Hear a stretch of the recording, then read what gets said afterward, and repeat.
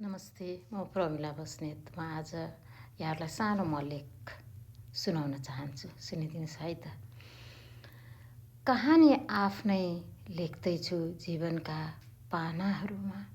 कहानी आफ्नै लेख्दैछु जीवनका पानाहरूमा। भावना मनका कोर्दैछु आफ्नै गीतहरूमा।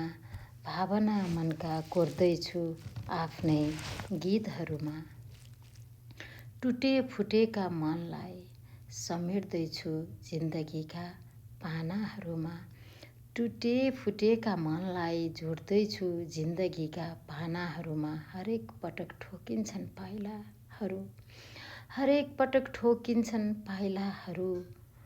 धारै धार भएका ढुङ्गाहरूमा फुल बने चुम्न खोज्दा, फुल बने चुम्न खोज्दा बित्छ काँडाका विष।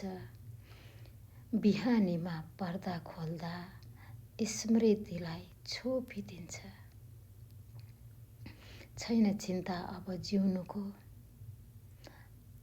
आशाका दियोहरू बल्ने छैन। श्वास फेर्दैछु तर म जिउँदो अब छैन। श्वास फेर्दैछु तर म जिउँदो अब छैन। थ्याङ्क यू, धन्यवाद।